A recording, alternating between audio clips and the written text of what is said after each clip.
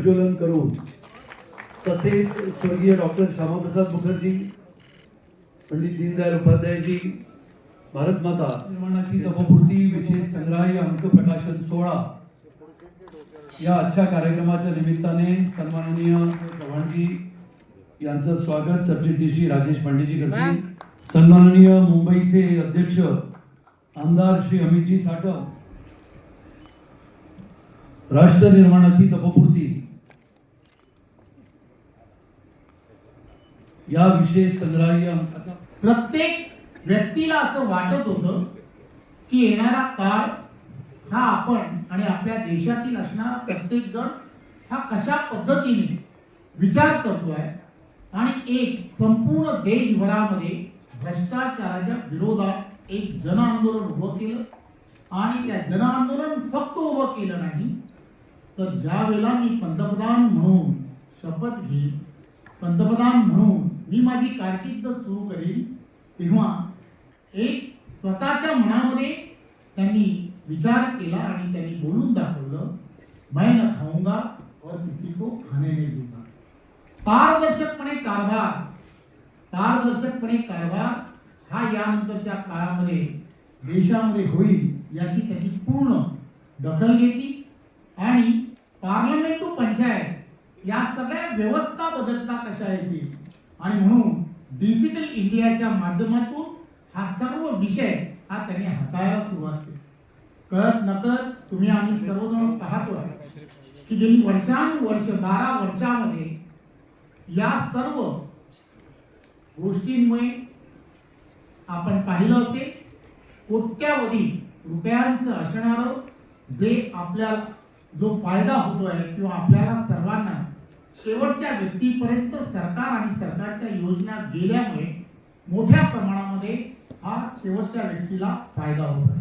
एवढ्याच नाही परंतु सर्व माणसांना जनजागृतीच्या रूपाने मग ते तुम्ही आम्ही सर्वजण आपल्या घरामध्ये पाहतो स्वच्छ भारत मिशन असेल, तुम्ही आम्ही सर्वांच्या असणाऱ्या एवढ्या वर्षाच्या असणाऱ्या सवयी, परंतु आता घरातील असणारं लहान मूल सुद्धा आपण पाहतो तो आम्हाला सांगायला लागलाय की तुम्ही इथे कचरा टाकू नका. ही मानसिकता जी बदलली आहे, ही बदललेली मानसिकता आदरणीय देशाचे पंतप्रधान नरेंद्र मोदीजी यांच्या स्वतःच्या असणाऱ्या वागणुकीमुळे आचरणामुळे हा जो बदल आहे तो बदल मोठ्या प्रमाणात झाला आहे. पूर्वी तुम्ही आम्ही सर्वांनी पाहिलं असेल की अनेकांनी अनेक गोष्टींची सातत्याने प्रत्येक जाहीरनाम्यामध्ये वेगवेगळ्या पद्धतीने प्रत्येकाने आमिषी दाखवण्याचा प्रयत्न केला. परंतु देशाच्या पंतप्रधानांनी एक वेगळ्या पद्धतीने लोकांना आव्हान केलं की येणाऱ्या काळामध्ये जर तुमची परिस्थिती जर चांगली असेल तर तुम्हाला मिळणारा लाभ जो आहे तो लाभ सोडून द्या. आणि आपण पाहिलं असेल की एलपीजी सारख्या अशा असणाऱ्या जेवढे असणारे लाभार्थी त्यामध्ये होते, गॅस मध्ये असणारे लाभार्थी कपच्या माध्यमातून लोकांनी नाही करोडो लोकांनी स्वतःचे असणारे मिळणारा लाभ जो आहे तो लाभ सोडण्याचं काम केलं. ही जी मानसिकता बदलण्याचं काम, देशाला एक दिशा देण्याचं काम हे सातत्याने देवेंद्र फडणवीसजी असतील किंवा आदरणीय पंतप्रधान नरेंद्र मोदीजी यांच्या नेतृत्वाचं सरकार हे सातत्याने लोकांपर्यंत पोहोचवलं पाहिजे. राष्ट्र निर्माणाची असणारी ही प्रक्रिया की जी सातत्याने सुरू आहे ही लोकांपर्यंत पोहोचवणं अत्यंत गरजेचं आहे. हे फार गरजेचं काम करणं गरजेचं आहे. एक पाऊल उचललं, सरकारच्या असणाऱ्या त्यामध्ये असणारी मोनोपॉली ही त्यांनी काढली आणि त्यामध्ये सुद्धा खाजगी पद्धतीने आपल्याला काम करता येऊ शकतं. आणि आज आपण पाहतो की अवकाशामध्ये सुद्धा आपल्या देशाला एक वेगळ्या पद्धतीने एक वेगळा प्लॅटफॉर्म तयार करून आज जगामध्ये इतर देशांपेक्षा आपण पुढे मोठे व्हायला लागलोय हे आपण सर्वजण पाहतो. त्यामुळे देशाच्या पंतप्रधानांनी या 12 वर्षांमध्ये वेगवेगळ्या पद्धतीने महाराष्ट्र प्रदेश भारतीय जनता पार्टीच्या आम्ही सर्वांनी या सर्व गोष्टींमध्ये असा विचार केला की आपण यामध्ये असणारे फक्त 12 विषय की 12 विषय घेऊन आपल्याला एक चांगलं असं संग्रही असं कॉपी टेबल बुक तयार करता येऊ शकतं का. आणि हे कॉपी टेबल बुक की ज्या बुकमध्ये एक वेगळ्या पद्धतीने आपल्याला या संपूर्ण गेलं युपीएचं सरकार आणि या सरकारने त्यावेळेच्या काळामध्ये घेतलेला निर्णय असेल, त्यावेळेची त्यांची असणारी परिस्थिती आणि आज राष्ट्र निर्माणाच्या या 12 वर्षामध्ये आताची असणारी काय परिस्थिती एका ओळीमध्ये आपल्याला ते मांडता येऊ शकतं का, याचा कुठेतरी विचार करणं हे गरजेचं आहे. आणि आज आपण पाहत असाल या सभागृहामध्ये मी खरं तर आपल्या सर्वांचं खूप खूप आभार यासाठी म्हणेन की मी आणि आम्ही सर्वांनी प्रयत्न करून असा विचार केला देवेंद्रजी की आपण फक्त माध्यमातील असणारे म्हणजे जे वेगळ्या पद्धतीने समाजामध्ये एक आपण ज्याला म्हणतो लोकशाहीचा चौथा स्तंभ म्हणून आपल्याला सर्वांना ओळखलं जातं, अशाच मंडळींना सगळ्यांना आपण या पूर्ण कार्यक्रमाला जर बोलवलं आणि यांना आपण ही जी आज जे प्रॉफिटेबल बुक जे आहे ते बुक ज्याच्या आज आपल्या हस्ते प्रकाशन होणार आहे, या प्रकाशनाची एक प्रत देऊ, त्याचा प्रचार आणि प्रसार आपण सर्वांच्या माध्यमातून जर करता आला तर नक्कीच जे तुम्हाला आम्हाला आणि देशातील 140 कोटी जनतेला येणाऱ्या काळात आणि पुढच्या भविष्यातील असणाऱ्या तरुणांना जे अपेक्षित आहे ते तुम्ही आणि आम्ही सर्वजण साध्य करू शकतो. आपण सर्वजण या कार्यक्रमाच्या निमित्ताने आपला अमूल्य वेळ जो आपण सर्वांनी या कार्यक्रमाला दिला त्याबद्दल मी आपणा सर्वांचं मनपूर्वक धन्यवाद. 26 मे 2026 रोजी पंतप्रधान पदाच्या कारकिर्दीची 12 वर्षे पूर्ण करत आहे. आजच्या या राष्ट्र निर्माणाची तपपूर्ती विशेष संग्राही अंक प्रकाशन सोहळ्याला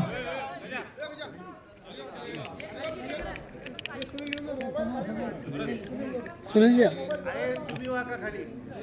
साहेब क्लोज जरा क्लोज या अंक ज्याचा आज सन्माननीय मुख्यमंत्री श्री देवेंद्रजी फडणवीस साहेबांच्या हस्ते आज प्रकाशन झालं. अत्यंत सुंदर असा हा संग्रही अंक आहे आणि ज्याचं उद्घाटन त्याला आपण म्हणून प्रकाशन केलं आणि आदरणीय पंतप्रधान श्री नरेंद्र मोदीजींच्या नेतृत्वात मराठीच्या या अंकाचं प्रकाशन जसं झालं तसंच मी विनंती करतो सन्माननीय श्री देवेंद्र की इसी संग्राह्य अंक का हिंदी में अनुवाद है और उस हिंदी पुस्तक का वो प्रकाशन करे ऐसे मैं अनुरोध करता हूँ. सन्माननीय महाराष्ट्र के मुख्यमंत्री श्री देवेंद्र जी फडणवीस, समोर उपस्थित असलेले माध्यम क्षेत्रातील अनेक दिग्गज मान्यवर आणि उपस्थित सर्व भगिनी आणि बंधूंनो, मी रवींद्र चव्हाण साहेबांचं मनापासून अभिनंदन करेन की माननीय प्रधानमंत्री महोदयांना शपथ घेऊन उद्या 12 वर्ष पूर्ण होत आहेत. 26 मे 2014 ला 26 मे 2014 ला जो आवाज आपण सर्वांनी ऐकला, मैं नरेंद्र दामोदर दास मोदी, तो आवाज आजही आपल्या सर्वांच्या कानामध्ये निश्चितपणे त्या ठिकाणी गुंजतो आहे. आणि ही 12 वर्ष अक्षरशः थक्क करणारी अशा प्रकारची 12 वर्षे. एखाद्या देशाची शक्ती, एखाद्या देशाचा स्वाभिमान आणि आत्माभिमान कशा पद्धतीनं जागृत करून एक मोठं परिवर्तन घडवलं जाऊ शकतं हे गेल्या 12 वर्षामध्ये मोदीजींनी दाखवून दिलंय. जो देश एखाद्या याचकाच्या भूमिकेमध्ये, कधी एखाद्या बिचाऱ्या भूमिकेमध्ये आपल्याला पाहायला मिळाला, आज तो देश आत्मनिर्भर भारत अशा पद्धतीनं जगाच्या पाठीवर स्वाभिमानाने उभा असलेला गेल्या 12 वर्षाच्या या कार्यकाळात आपल्याला पाहायला मिळतोय. खरं म्हणजे 12 वर्षात मोदीजींनी वेगवेगळ्या क्षेत्रात केलेलं कार्य हे एका कॉफी टेबल बुक मध्ये मांडणं देखील अत्यंत कठीण आहे आणि त्याबद्दल एखाद्या भाषणामध्ये बोलणं हे तर त्याहीपेक्षा कठीण आहे. पण मला असं वाटतं की ही जी काही 12 वर्ष आहेत ही नवभारताकडे जी काही भारताने वाटचाल केली त्याची ही 12 वर्ष आहेत. विविध क्षेत्रांमध्ये जे परिवर्तन झालंय त्याची ही 12 वर्ष आहेत.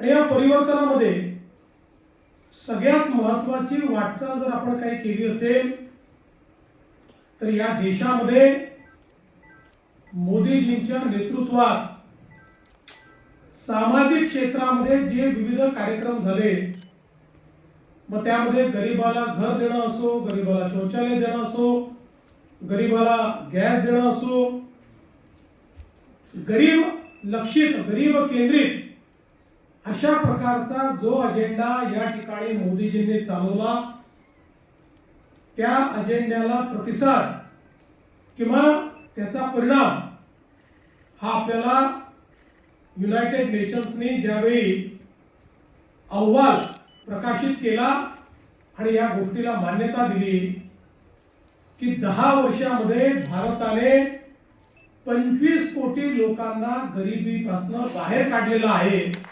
हे ज्यावेळी जगाने मान्य केलं, मला असं वाटतं की त्यापेक्षा मोठा एक प्रकारे परिणाम दुसरा कुठलाच असू शकत नाही.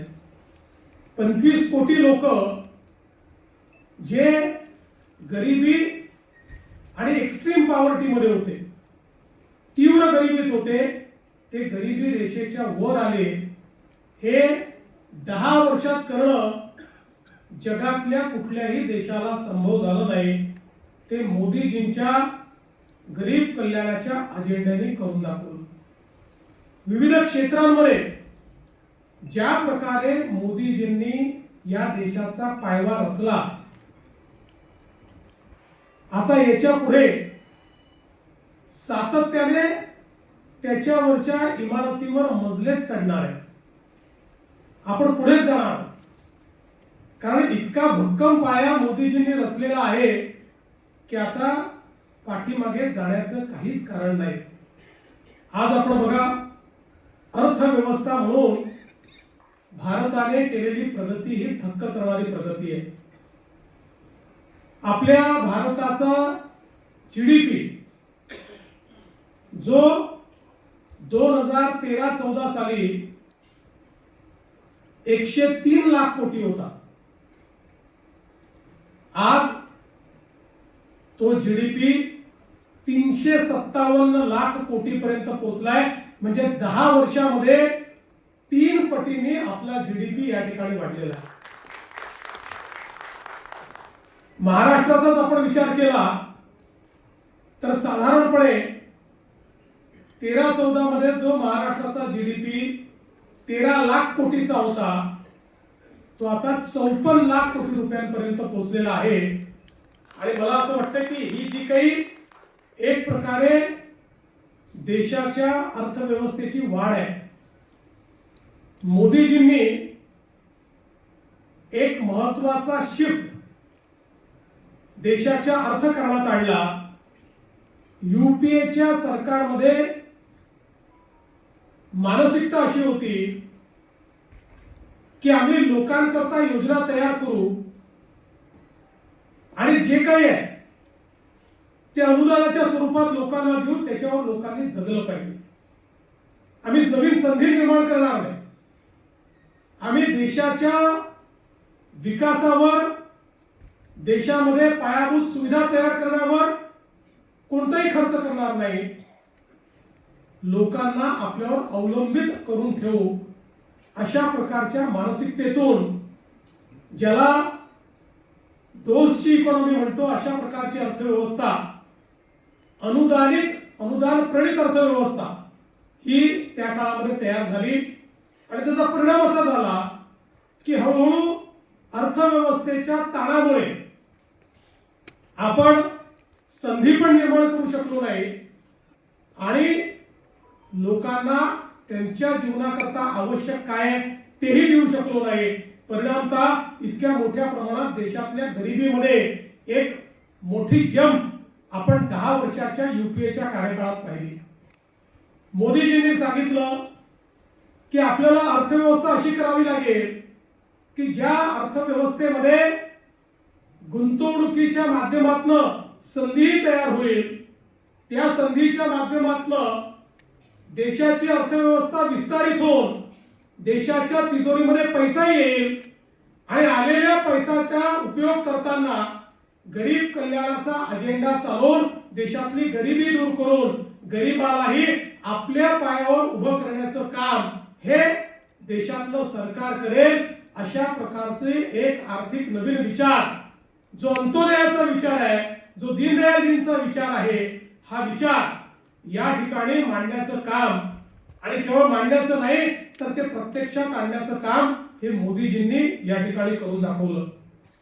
आज आपण पाहतोय की अर्थव्यवस्थेच्या क्षेत्रामध्ये ही जी काही वाढ आहे, आज जगातली 4थी सर्वात मोठी अर्थव्यवस्था आपण झालो, लवकरच 3री मोठी अर्थव्यवस्था होऊ. हा जो काही विस्तार आहे हा केवळ घोषणांनी झालेला नाही, त्याला त्याच्या पाठीमागे एक मोठी विस्तृत स्ट्रॅटेजी, त्याच्या पाठीमागे विकासाचा अजेंडा हा मोदीजींनी उभा केला. आणि मग इन्फ्रास्ट्रक्चरचं सेक्टर असेल तर इन्फ्रास्ट्रक्चर मध्ये मोदीजींनी भारतमाला असेल किंवा त्या ठिकाणी वेगवेगळ्या प्रकारचे प्रोजेक्ट्स असतील, यातनं सागरमाला आणि भारतमालाच्या माध्यमातून देशामध्ये रोडचं एक मोठं नेटवर्क उभं केलं आणि इतक्या मोठ्या प्रमाणात देशामध्ये दळणवळणाची साधनं उभी केली. रोड्स आणि ब्रिजेस आणि टनेल्स याच्या माध्यमातून एक इन्फ्रास्ट्रक्चरचा इतका मोठा कार्यक्रम आपल्या देशाने हातात घेतला आणि गतिशक्ती प्लॅटफॉर्मच्या माध्यमातून देशामध्ये लॉजिस्टिकची कॉस्ट कशी कमी करता येईल हा पहिला प्रयत्न त्यांनी हातामध्ये घेतला. आपल्याला जर विकसित अर्थव्यवस्थेकडे जायचं असेल तर लॉजिस्टिकची कॉस्ट या देशामध्ये 16% होती, ती 8% आल्याशिवाय आपण जगातल्या देशांची स्पर्धा करू शकत नाही. आणि म्हणून रोड, पोर्ट, एअरपोर्ट, रेल्वे या सगळ्या इन्फ्रास्ट्रक्चर मध्ये गुणात्मक आणि संख्यात्मक बदल आणण्याचं काम हे मोदीजींनी करून दाखवलं. आणि आज आपण पाहतोय आता 16%वरनं आपण 11% आलो, हळूहळू 8%वर ज्यावेळेस आपण जाऊ त्यावेळी जगाच्या सप्लाय चेन मध्ये एक महत्वाची भूमिका हा भारत या ठिकाणी निभवेल. किंबहुना चीनशी स्पर्धा करताना आपला सगळ्यात मोठा बॉटलनेक हा लॉजिस्टिक कॉस्टचा होता, तो हळूहळू संपतोय आणि तो 8%वर आल्यानंतर जगामध्ये सप्लाय चेन रिप्लेसमेंट हे जे चाललेलं आहे त्यात सगळ्यात महत्वाचा प्लेयर हा भारत असेल. आपल्याला माहिती आहे सीमावर्ती क्षेत्रामध्ये, काश्मीर सारख्या भागामध्ये, नॉर्थ ईस्ट मध्ये जिथे लोकांनी रस्ताही पाहिला नव्हता, रेल्वेही पाहिली नव्हती, तिथे रस्तेही पोहोचले, रेल्वेही पोहोचली. किंबहुना मी ज्यावेळेस लडाखला गेलो होतो आणि तिथल्या नॉर्दर्न कमांडच्या कमांडिंग ऑफिसरशी चर्चा करत होतो त्यावेळी त्यांनी सांगितलं 2 सरकारमधला विचार करण्याच्या पद्धतीतली भिन्नता काय आहे. तर म्हणाले जुन्या काळातल्या सरकारला युपीएच्या आम्ही सांगत होतो की चायनाने बॉर्डर पर्यंत इन्फ्रास्ट्रक्चर आणलेलं आहे, चायनाच्या सोबत वॉर झाला तर त्यांची मुवमेंट जी आहे लॉजिस्टिक मुवमेंट ही ते 24 तासात करू शकतात, 48 तासात करू शकतात, आम्हाला मात्र 7-8 दिवस लागतील कारण आपलं बॉर्डर इन्फ्रास्ट्रक्चर तयार नाहीये. त्यावेळी युपीएचं सरकार म्हणायचं की आपण जर ते केलं तर चीनला त्याचा फायदा मिळेल. आता चीनला आपल्या देशामध्ये एंट्री करून आपल्या देशात येण्याकरता रस्तेच नाही, ते तर बॉर्डर पर्यंतच रस्ते घेऊन आले आहेत. आपण रस्ते केले तर त्याचा फायदा चीन घेईल आणि म्हणून रस्ते करायचे नाहीत असा निर्णय त्या सरकारने केला होता. ते म्हणाले आताच्या सरकारने ज्या प्रकारे बॉर्डर इन्फ्रास्ट्रक्चर तयार केलाय, चीनला तरी 24 तास लागतील, भारत 12 तासामध्ये त्या ठिकाणी मोबिलायझेशन करू शकतो. अशा प्रकारचं काम आज भारताने केलेलं आहे. आणि म्हणून एकीकडे इन्फ्रास्ट्रक्चर बॉटलनेक्स दूर केले. आज वाढवण सारखं बंदर जे आपण तयार करतोय, देशातलं सगळ्यात मोठं बंदर जेएनपीटी, देशाचं 60-65% कंटेनर ट्रॅफिक जे हँडल करतं, हे जेएनपीटीचं देशातलं सगळ्यात मोठं बंदर जगातल्या पहिल्या 30 बंदरांमध्ये देखील येत नाही. आजही आपण बघा, जगामध्ये आर्थिक सुपर पॉवर तेच आहे ज्यांच्याकडे मॅरीटाईम पॉवर आहे. सामुद्रिक व्यापार हा ज्यांच्याकडे आहे तेच जगावर आजही इकॉनॉमिकली राज्य करतायत.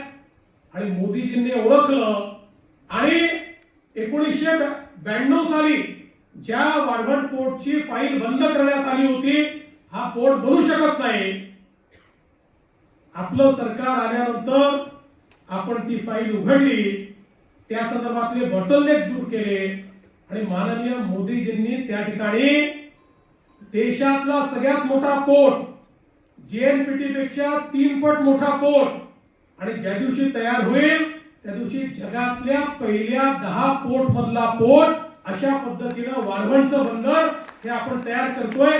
एकटं वाढवणचं बंदर मॅरीटाईम पॉवर म्हणून 30 वर्ष आपल्याला पुढे देणार आहे. अशा पद्धतीचं काम आज इन्फ्रास्ट्रक्चरच्या क्षेत्रात होत आहे. आपण बघतोय रेल्वे बदललेली आहे. मी परवा वंदे भारत ट्रेनने शिर्डीला गेलो. जगातल्या अनेक ट्रेन्स मध्ये मी देखील बसलेलो आहे, पण वंदे भारत ट्रेन मध्ये बसल्यानंतर आणि जपानच्या ट्रेन मध्ये, चीनच्या ट्रेन मध्ये किंवा स्वित्झर्लंडच्या ट्रेन मध्ये बसल्यानंतर कुठलाही फरक आपल्याला पाहायला मिळत नाही. इतकी चांगली ट्रेन आणि तीही भारतामध्ये तयार करून दाखवण्याचं काम हे आपल्या सरकारने या ठिकाणी केलेलं आहे. त्यामुळे रेल्वेचं क्षेत्र असो, आता रेल्वेमध्ये जे फ्रेट कॉरिडॉर्स आहेत त्याची गती वाढवण्याचं काम हे वेगानं चाललेलं आहे. जी गती 10, 12, 15 किलोमीटर ऍव्हरेज याची ती आता 25 पर्यंत पोहोचली आहे, 35 पर्यंत पोहोचते आहे, ती 50 पर्यंत पोहोचली तर आपल्या ट्रान्सपोर्टेशनच्या कॉस्ट मध्ये खूप मोठ्या प्रमाणात फरक पडेल. अशा पद्धतीचं काम इन्फ्रास्ट्रक्चरच्या क्षेत्रामध्ये आज झालेलं आपण बघतोय. यासोबत या देशामध्ये संधी तयार व्हावी याकरता झालेले जे काही रिफॉर्म्स आहेत, या रिफॉर्म्स मध्ये मी तर असं म्हणेन की जीएसटी हा एक असा रिफॉर्म आहे की ज्याच्यामुळे आम्ही क्वांटम जंप घेतली. आज आपण बघा, जेव्हा जीएसटी या देशामध्ये आला आणि आम्ही ट्रेड बॅरियर्स त्या ठिकाणी तोडले. पूर्वीच्या काळी प्रत्येक राज्य आपला टॅक्स लावायचा आणि त्यामुळे आमच्याकडे परदेशी गुंतवणूकदार हे येऊ शकत नव्हते. ट्रेड बॅरियर्समुळे अनफेअर ट्रेड होता, त्यामुळे लेवल प्लेइंग फील्ड नव्हती. एक प्रकारे हे बॅरियर्स वेपनाइज केले जायचे, त्यातनं देशाच्या अर्थव्यवस्थेवर विपरीत परिणाम व्हायचा. अनेक वर्षे युपीएच्या सरकारने जीएसटी आणण्याचा प्रयत्न केला, ते यशस्वी झाले नाही. पण मोदीजींनी जीएसटी वर एकमत घडवलं आणि घडवून या देशामध्ये जीएसटी आणला.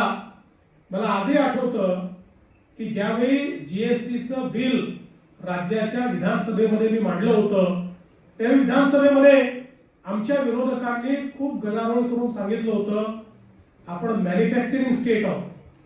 मॅन्युफॅक्चरिंग स्टेट असल्यामुळे आपला आजचा जो वॅट आहे तो जीएसटीत कन्वर्ट झाला तर तो कमी होईल, महाराष्ट्राचं नुकसान होईल. महाराष्ट्राने जीएसटी स्वीकारू नये.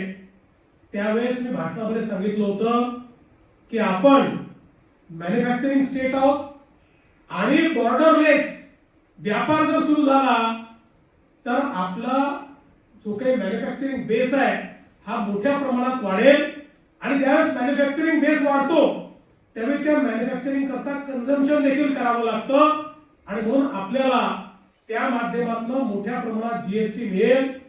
आज आपण बघा 2017, 18, 16, 17 जेव्हा आपला व्हॅट गेला आणि जीएसटी आला त्यावेळी महाराष्ट्राचं हायेस्ट कलेक्शन हे 75,000 कोटी रुपये होतं, जे मागच्या वर्षी 2,75,000 कोटी रुपये होतं. आणि आत्ताच परवा आपण बघितलं असेल की जीएसटीचे आकडे घोषित झाले. या आकड्यांमध्ये आपल्या नंतरची जी दोन्ही राज्य आहेत 2 नंबर आणि 3 नंबर ती दोन्ही राज्यांना एकत्रित केलं तरी देखील महाराष्ट्राचा जीएसटी जास्त आहे आणि एक क्वांटम जंप आपण त्या ठिकाणी घेतली जीएसटी मुळे. आणि सगळ्यात महत्वाचं की त्या काळामध्ये सगळे असं म्हणायचे की जीएसटी फेल होणार आणि त्याचं कारण ते सांगायचे 20-25 देशाचा त्या ठिकाणी अनुभव सांगितला जायचा, या देशात फेल झाला त्या देशात फेल झाला. पण मोदीजींनी जीएसटी तयार करताना या देशातली सगळ्यात मोठी क्रांती जर काही केली असेल तर जीएसटीएनचं नेटवर्क हे डिजिटल इंडिया मधलं एक असं क्रांतिकारी पाऊल आहे. एक अशी ही मी तर असं म्हणेन की जादुई नेटवर्क आहे की ज्याच्यामुळे आज बघा जीएसटीएन मध्ये जीएसटी भरणाऱ्यांचा बेस व्हॅट भरणारे जे लोक होते त्याच्यापेक्षा 5 पट लोक वाढले. पण जीएसटीएन मुळे सीमलेसली कुठलंही त्या ठिकाणी ह्युमन इंटरव्हेन्शन न करता आज जीएसटी भरता येतोय.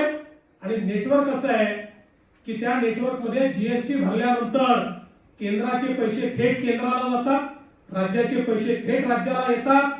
कुठेही केंद्र आणि राज्य एकमेकांवर अवलंबून नाही अशा पद्धतीनं जीएसटीएनचं नेटवर्क हे त्या ठिकाणी तयार करण्यात आलं. आणि म्हणून आज भारत हा या जीएसटी मुळे एक सिंगल बाजारपेठ झाल्याबरोबर मोठ्या प्रमाणात परदेशी गुंतवणूक सुरू झाली. अर्थात त्याचाही फायदा महाराष्ट्राला सर्वात जास्त झाला कारण देशात परदेशी गुंतवणूक तर 5-7 पटीने वाढली पण येणाऱ्या गुंतवणुकीपैकी 40% गुंतवणूक ही एकटे आपल्या महाराष्ट्रात यायला लागली. त्याचा सगळ्यात मोठा फायदा आणि बेनिफिशियरी आपला महाराष्ट्र आहे. आणि म्हणूनच आपण जर बघितलं तर डिजिटल इकॉनॉमी मध्ये भारताने जे पाऊल ठेवलं यूपीआय हे आपल्या डिजिटायझेशनचं एक दुसरं आश्चर्य आहे. यूपीआय ज्या प्रकारे पेमेंट गेटवे भारताने तयार केला जगातल्या मोठ्या मोठ्या देशांनी आश्चर्याने तोंडात बोट घातलं. आणि जगातले किमान 25 देश असे आहेत की जे आता यूपीआय वापरतात, त्यांचा पेमेंट गेटवे हा यूपीआय आहे. मी आता जेव्हा डावोसला गेलो होतो तर डावोस मध्ये त्या ठिकाणी त्यांनी 9 देशांच्या आर्टिफिशियल इंटेलिजन्स मिनिस्टरची एक कॉन्फरन्स केली आणि मला देखील एक चीफ मिनिस्टर म्हणून त्या ठिकाणी बोलवलं. आणि त्या ठिकाणी ज्यावेळेस आम्ही चर्चा करत होतो त्यावेळी ब्राझीलच्या आर्टिफिशियल इंटेलिजन्सच्या एआय मिनिस्टर होत्या, त्या ब्राझीलच्या अर्थमंत्री देखील होत्या. त्यांनी त्या ठिकाणी सांगितलं की आता आम्ही कंप्लीट डिजिटल अशा पद्धतीच्या इकॉनॉमीकडे चाललो आहोत. आणि या डिजिटल इकॉनॉमी मध्ये जात असताना आम्ही भारताचा यूपीआय स्वीकारलाय आणि त्याच्यामुळे आमची डिजिटल इकॉनॉमी चांगल्या पद्धतीनं प्रोसेस होते.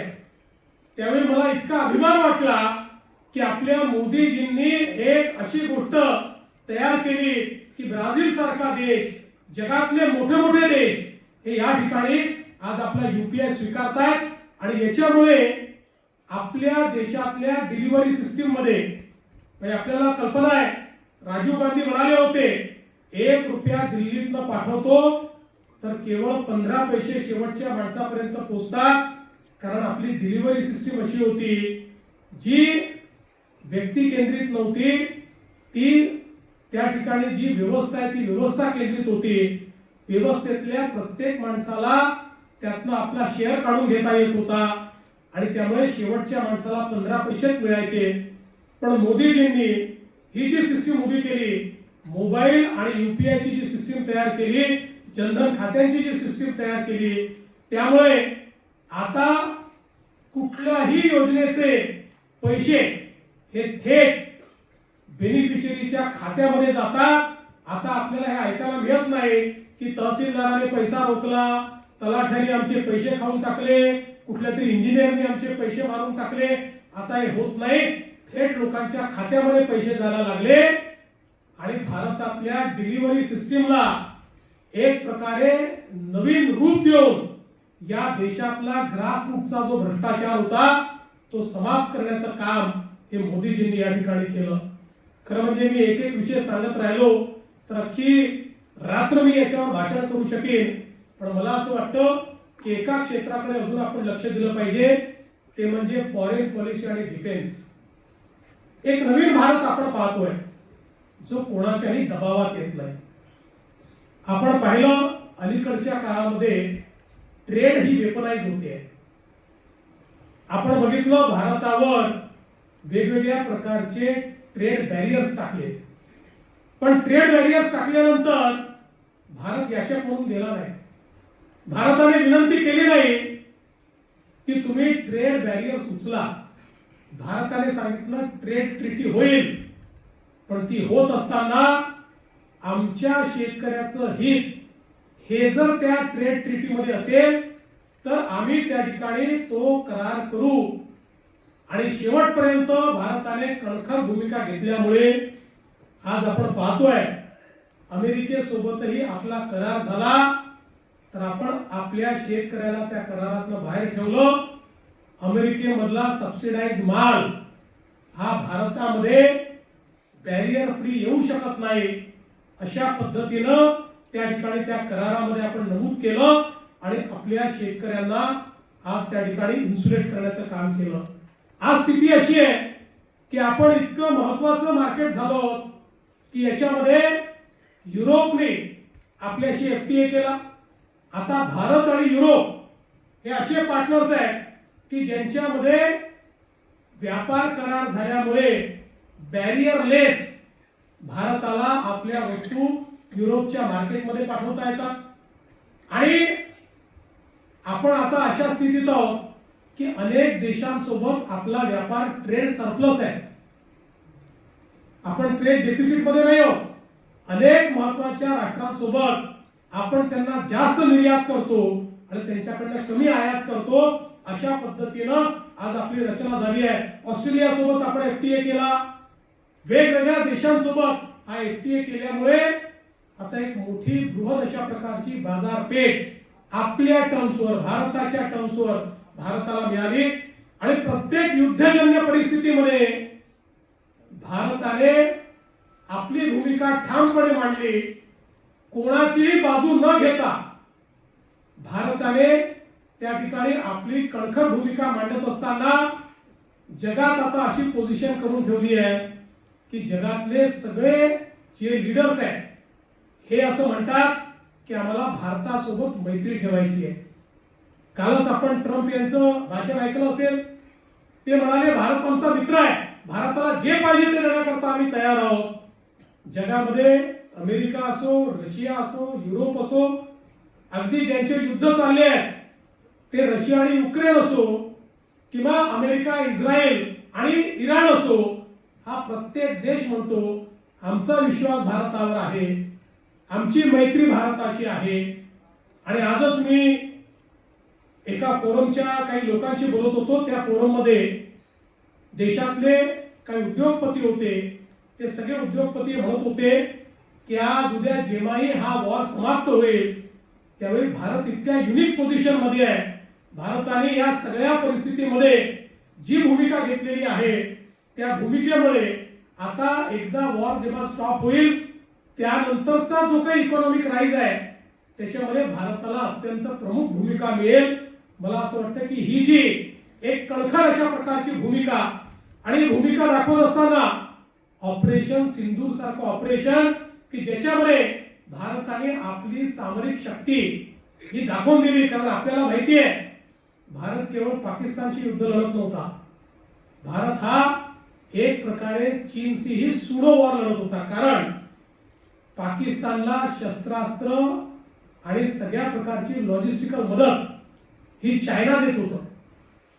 सगळा त्या ठिकाणी खर्च जो काही असेल त्यामध्ये आपल्याला कल्पना आहे की तो कुठून येत होता हे सगळ्यांना माहिती आहे. पण भारताने दाखवून दिलं की भारतामध्ये तयार झालेले जे इक्विपमेंट्स आहेत, भारताचे ड्रोन्स, भारताचे जे काही मिसाईल्स, याची शक्ती आपण दाखवून दिली. आणि अक्षरशः प्रिसिशनने जे काही त्या ठिकाणी त्यांच्या युद्धाची विमानं होते, एअर बेसेस होत्या, त्या नष्ट करण्याचं काम आपण हे करून दाखवलं. दुसरीकडे त्यांनी त्यांच्या चायना मेड अशा प्रकारचे हजारो ड्रोन्स, मिसाईल्स सगळे आपल्यावर टाकले. एकही ड्रोन आणि एकही मिसाईल भारतावर यशस्वीपणे मारा करू शकला नाही. आपल्या एअर डिफेन्स सिस्टीमने हवेतच हे सगळं त्या ठिकाणी मारून पाडलं. आणि यात सगळ्यात महत्वाचं काय आहे, आत्मनिर्भरता म्हणजे काय, तर जो भारत जवळपास सगळी शस्त्रास्त्र सगळी ही इम्पोर्ट करत होता, आज तो भारत 50,000 कोटी रुपयाचा एक्सपोर्ट करतोय. आणि कालच माननीय देशाचे रक्षा मंत्री यांच्यासोबत शिर्डीमध्ये एका युनिटचं आम्ही उद्घाटन केलं. निबे इंडस्ट्रीजच्या मोठं युनिट आहे. जवळजवळ त्या ठिकाणी अर्ध्या किलोमीटरचे 9 शेड्स आहेत, ज्या ठिकाणी मिसाईल्स बनतायत, शेल्स बनतायत. आणि त्या ठिकाणी निबेने सांगितलं की 365 दिवस भारताला युद्ध लढावं लागलं तरी जो दारुगोळा लागेल तो करण्याची कॅपॅसिटी आमची आहे. अशाच प्रकारची कॅपॅसिटी आज आपण पाहतोय. आपल्याकडे सोलर इंडस्ट्री असेल, आपल्याकडे LNT असेल, आपल्याकडे कल्याणी असतील, या सगळ्यांनी तयार केली आहे. पण यातलं सगळ्यात महत्वाचं काय आहे तर त्या ठिकाणी 5 वर्षाचं त्यांचं सगळं प्रोडक्शन हे इस्रायलने बुक केलं आहे. संपूर्ण 100% प्रोडक्शन त्यांचं बुक केलेलं आहे. त्यामुळे आता भारत आत्मनिर्भर तर आहेच, पण मोदीजींनी जे सांगितलं make in India and make for world, ते आता खऱ्या अर्थानं पूर्ण होताना आपल्याला पाहायला मिळत आहे. आणि म्हणून एक नवीन भारत की ज्याच्यामध्ये गरिबाचा विचार होतो, एक नवीन भारत की ज्याच्यामध्ये शेतकऱ्यांचा विचार होतो, ज्याच्यामध्ये महिला या लक्षित धरून बेटी बचाव पासनं बेटी पढाव पासनं तर लखपती दिदी पर्यंत विविध कार्यक्रमांच्या माध्यमातून महिलांना अधिकारिता दिली जाते. अशा प्रकारचा एक भारत, युवांची स्वप्न पूर्ण करणारा स्टार्टअप इकोसिस्टम हा रुजवणारा भारत आज आपण या ठिकाणी या 12 वर्षात तयार झालेला बघतो आहोत. आणि म्हणूनच मला असं वाटतं की जी तपपूर्ती आहे, या तपपूर्तीच्या निमित्ताने रवींद्र चव्हाणजींनी हे जे काही कॉफी टेबल बुक या ठिकाणी प्रकाशित केलं आहे, यामध्ये मेजर हायलाइट्स हे आपण आणण्याचा प्रयत्न केलेला आहे.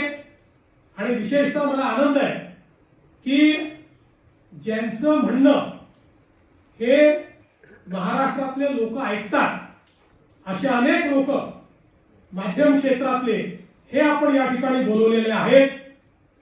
हा संपूर्ण विषय जे ॲम्प्लिफाय करू शकतात अशा पद्धतीची मंडळी या ठिकाणी सगळी आलेली आहेत. त्यामुळे मला विश्वास आहे की आपल्या सर्वांच्या माध्यमातून भारताची ही वाटचाल ही आपण जनाजनापर्यंत पोहोचवण्याचा प्रयत्न कराल. मी आपल्या सर्वांचे मनापासून आभार मानतो. माननीय रवींद्र चव्हाणजींचे मनापासून अभिनंदन करतो आणि माझं बोलणं संपवतो. जय हिंद, जय महाराष्ट्र.